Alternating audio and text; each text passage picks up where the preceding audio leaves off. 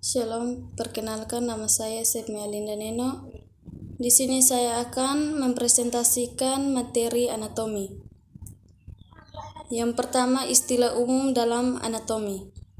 Anatomi manusia menggunakan daftar istilah sendiri yang kebanyakan diambil dari bahasa Latin dengan arti yang sangat spesifik.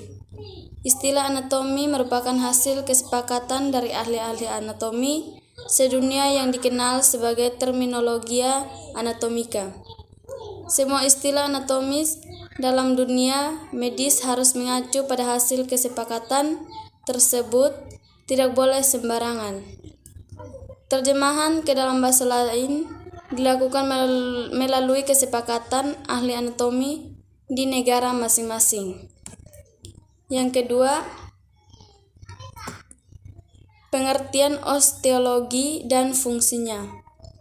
Osteologi berasal dari bahasa Yunani yaitu osteon atau tulang dan logos atau ilmu. Jadi osteologi adalah ilmu anatomi yang mempelajari sistem pertulangan pada manusia, dan untuk sistem pertulangannya sendiri dinamakan skeleton. Fungsi dari tulang adalah: yang pertama, menggambarkan bentuk tubuh. Yang kedua, penentuan tinggi seseorang. Yang ketiga, pelindungan organ tubuh yang lunak. Yang keempat, tempat melekatnya otot. Yang kelima, sebagai alat gerak pasif. Yang keenam, menghasilkan sel-sel darah. Yang ketujuh, tempat penimbunan mineral seperti kalsium dan fosfor. Yang kedua, anggota gerak bagian atas maupun bawah. Anggota gerak bagian atas tersusun dari tulang humerus atau tulang pangkal lengan, radius atau tulang pengumpil, ulna atau tulang basta, karpal atau tulang pergelangan tangan, metakarpal atau tulang telapak tangan, dan falangus atau tulang jari tangan.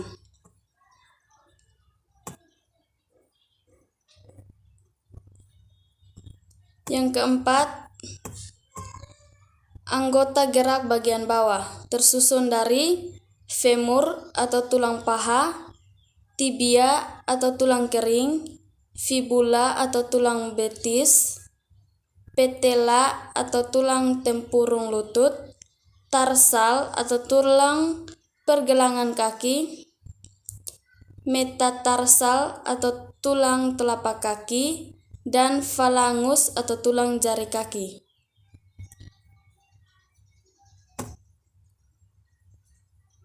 Artologi atau jenis persendian sinartrosis.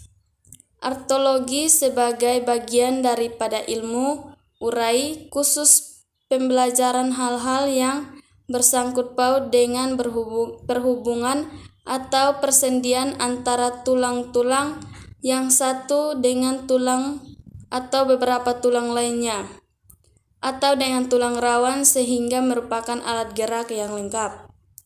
Persendian atau sendi ialah tempat perhubungan antara tulang dengan tulang rawan. Sistem tulang hanya dapat dibengkokkan atau diputar di daerah sendi saja karena tulang sendiri terlalu keras untuk dibengkokkan tanpa patah. Adanya sendi memungkinkan tulang-tulang distrukkan dengan bantuan jaringan ikat yang lentur, sehingga terbentuklah rangka dan gerakan-gerakan tulang menjadi mulus. Yang berikut, apa itu artologi? Artologi adalah ilmu yang mempelajari tentang persendian. 3 jenis sendi. Yang pertama, sinartrosis atau sendi mati. Sendi mati atau sendi fibrosa menghubungkan dua tulang atau lebih yang tidak menimbulkan pergerakan. Contoh dari sendi mati yakni sendi antar tulang tengkorak yang disebut sutura, serta gomfosis atau perhubung gigi dan tengkorak. Amfiartrosis atau sendi kaku. Sendi ini memungkinkan pergerakan walau sifatnya terbatas. Sendi kaku salah satunya terdapat pada ruang tulang belakang serta simfisis pubis pada pinggul. Diartrosis atau sendi gerak. Sesuai namanya, sendi ini dapat digerakkan dengan bebas dan leluasa. Sendi gerak disebut pula sebagai sendi sinovial. Sendi gerak ini memiliki cairan yang disebut cairan sinovial. Dengan bantuan cairan sinovial sebagai pelumas, inilah sendi dapat digerakkan. Yang berikut pengertian miologi, ilmu yang mempelajari tentang otot.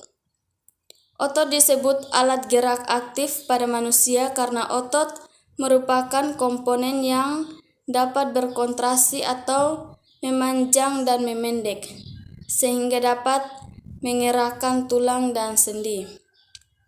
Kerja otot yang pertama, tonus atau ketegangan akibat menyerutnya otot. Tetanus atau ketegangan maksimum yang terus-menerus. Fleksi atau membengkokkan. Ekstensi atau meluruskan. Abduksi atau menjauhi badan. Adduksi atau mendekat badan. Depresi atau ke bawah. Elevasi ke atas. Supinasi memutar telapak tangan meneganda. Pronasi atau menelungkup. Yang berikut jenis kontraksi. Yang pertama, kontraksi isometrik, di mana otot tidak memedek selama berkontraksi. Otot berkontraksi melawan transduser kekuatan tanpa mengurangi panjang otot. Yang kedua, kontraksi isotonik adalah suatu keadaan di mana otot memendek melawan badan, tetapi tekanan pada otot tetap konstan. Otot memendek melawan badan yang ada, misalnya otot sedang mengangkat beban yang berat.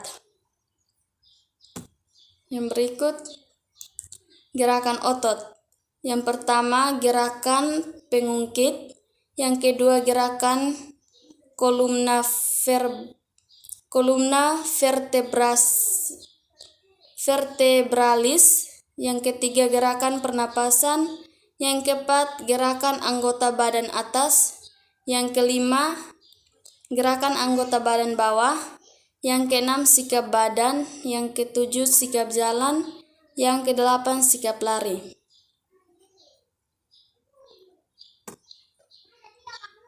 Sekian dan terima kasih dari hasil presentasi saya. Terima kasih.